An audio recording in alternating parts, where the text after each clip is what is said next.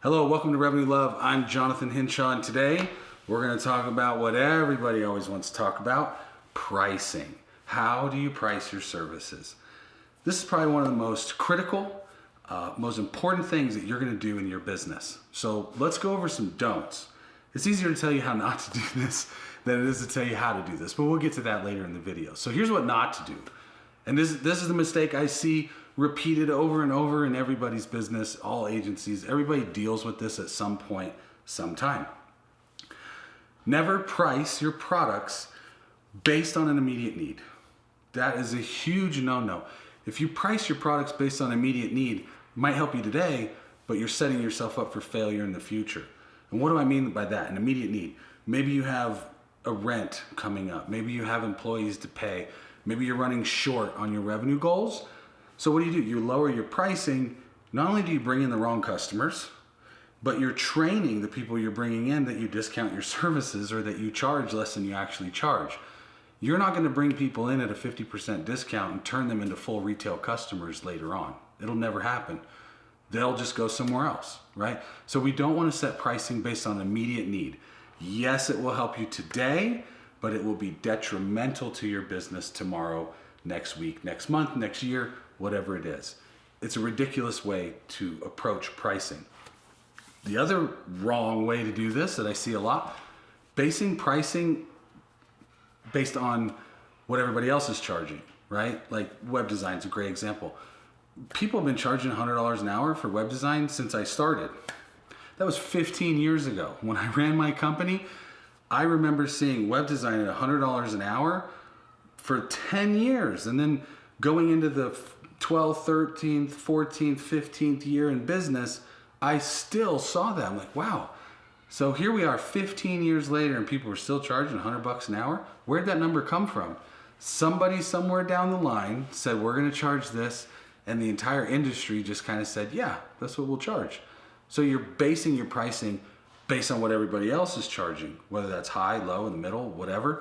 That is not an effective way to set your pricing. The other wrong way, a really terrible way, is hours.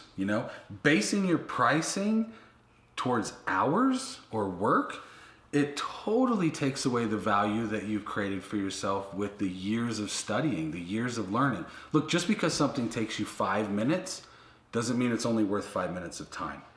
It could have taken you years to figure out how to do that in 5 minutes. You need to collect for that value.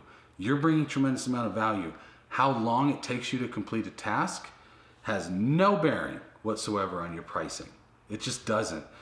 You've spent time. You've learned how to do things.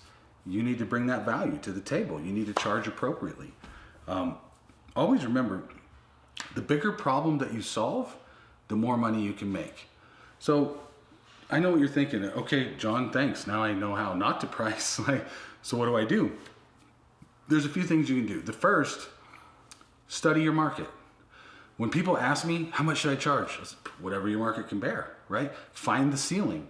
Set your pricing based on the value you're providing, based on the services that you have. Set your pricing based on what you're actually bringing to the customer, right? So if my value offer, my pitch, whatever you want to call it, if it comes down to we're going to increase the revenue in your company up to $300,000 a year, well, how much would they spend to actually get that increase, right? Ask yourself, would you spend $50,000 to make $300,000? Probably. Most of us would, right? Would you spend $1,000 to make $2,000, right? Most of us would. There's ROI there. So when we set our pricing, it's got to be based on the value that we're bringing, not the hours, not how much time, not what everybody else is charging, not my immediate need, but what the value is that I'm bringing to the table. So I would say the big thing for everybody is to sit down and really think about what's the outcomes that I want from my pricing. Your immediate needs, while important, cannot set the tone for how you price. So yes, we need money. Yes, we need to get things done. Yes, we have bills to pay, but don't fall back on needs and make those decisions today that will negatively affect you in the future. I talk to hundreds of freelancers, agency owners, small business owners They've been around for 5-6 years. They've never adjusted their pricing. They have 200 clients and they can't pay their bills. So it's ridiculous how this happens. So stop the madness right now. Sit down and make a decision for yourself. Make an accountability. I'm not setting my pricing based on geolocation, what everybody else is charging, how much I think the prospect will spend. Most importantly, the one I didn't mention, based on fear. A lot of the mistakes I see are, well, the client's not going to pay that. They can't afford that. I've never pitched that much money before. My fear is stopping me from presenting the real price, and I'm pre-qualifying my prospect right out of the game. You don't know what they're going to say yes to. You don't know what their real budget is. You have no idea until you have the conversations. So stop lowering your price before you even talk to them about what the price should be, what the value is.